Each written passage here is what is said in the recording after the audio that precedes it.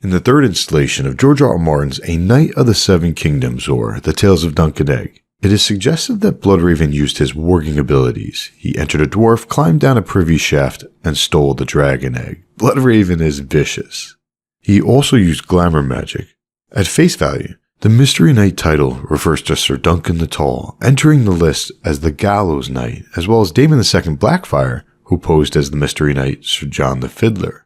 But the hidden meaning to the title, as I assume you already know, is that the Mystery Knight was actually Bloodraven posing as Sir Maynard Plumm.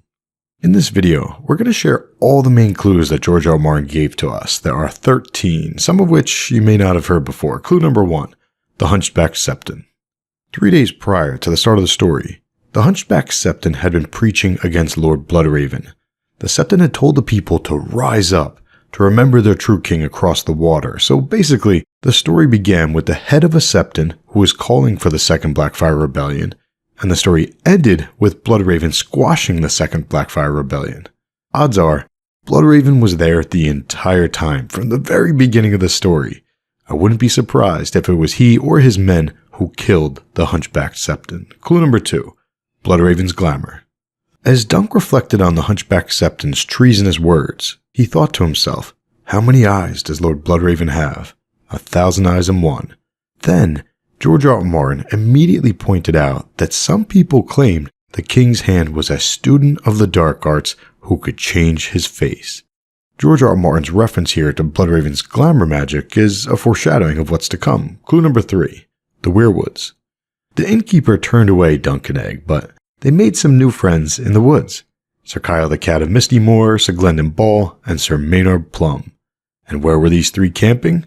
They camped amongst weirwood stumps. In hindsight, Bloodraven was probably checking in on Damon II Blackfire and his cronies.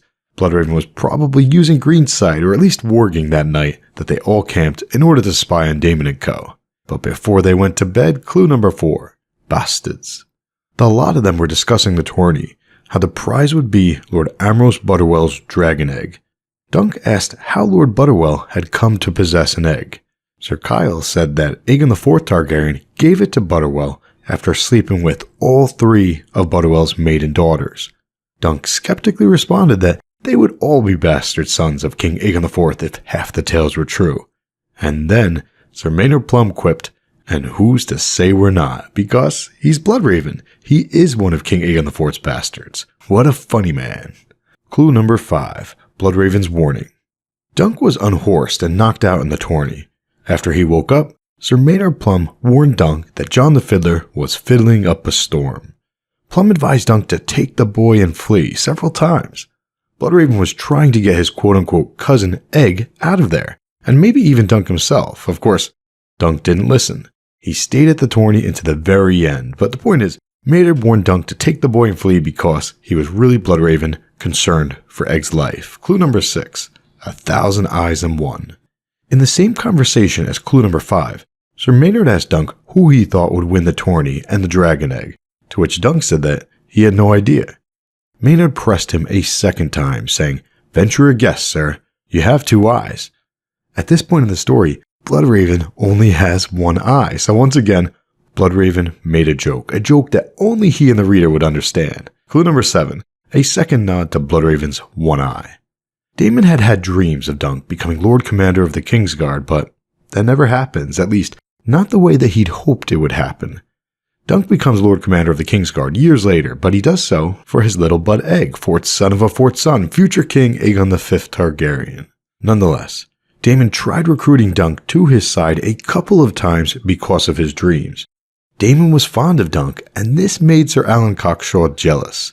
Sir Alan tried to kill Dunk, but Dunk fought back and threw him down a well. Afterwards, Sir Maynard Plumm showed up out of nowhere and said, well done, sir. When Dunk whirled around, he could not see Sir Maynard clearly. Through the rain, all Dunk could make out was a hooded shape and a single pale white eye. That single pale white eye turned out to be no more than the moonstone brooch that Maynard used to pin his cloak at the shoulder, a brooch that may have been used to help with the glamour magic.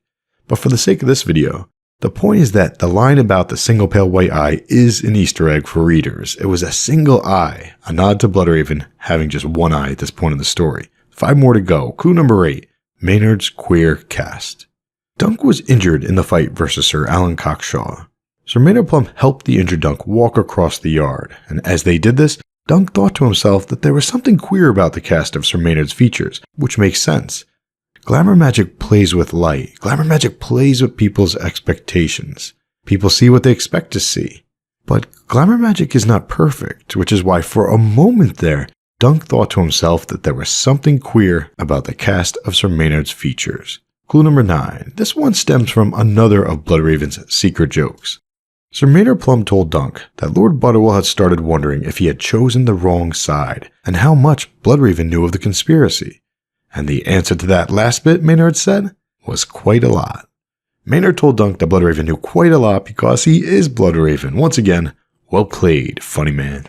Clue number 10. The Nest of Adders. This is probably my favorite clue of them all. So Sir Maynard referred to white walls, and the current situation is, quote, a nest of adders, which is the exact phrase that Bloodraven said to Dunk later on at the end of the story. A solid clue that Maynard and Bloodraven are the same person. Clue number 11. Sir Duncan the Tall's nickname. Sir Maynard told Sir Duncan that Egg was with the gods. Duncan misunderstood what Bloodraven meant.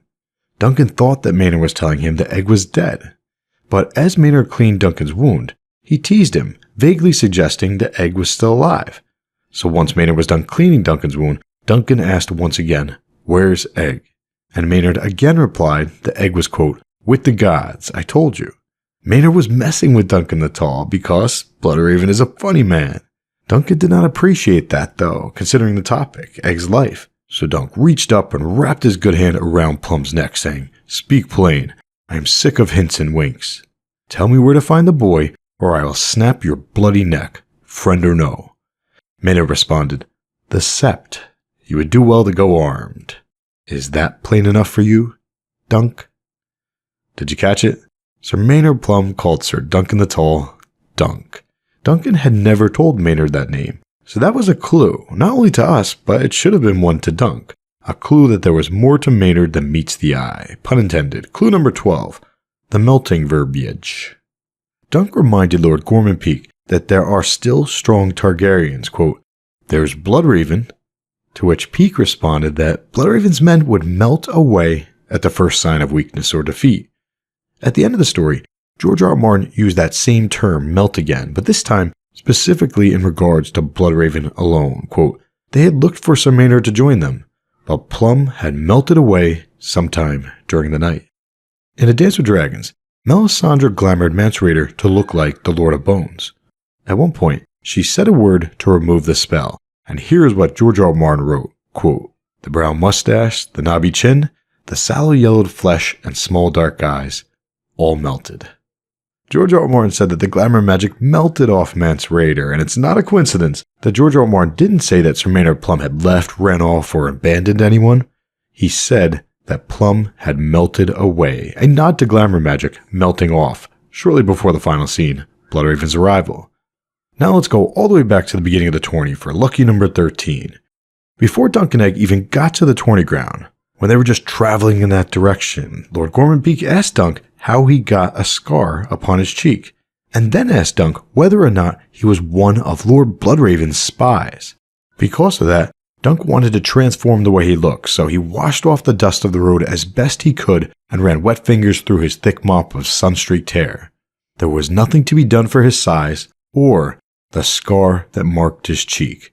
Now, in the end, Dunk was not one of Lord Bloodraven's spies, but the irony is that Bloodraven himself was at the tourney spying all along, and he would have been recognized most notably for the scar across the eye that he lost during the first Blackfire Rebellion. But he did what Dunk tried to do. He transformed himself into someone else, Sir Maynard Plumm with glamour. What a cool parallel at the beginning of the story. I've said it so many times, but I'll say it again. George R. R. Martin is a wizard. Sunday night, The Pink Letter, and tomorrow we're going to go over the second biggest topic of debate among Witcher fans over the years. Alright, catch you on the flip side.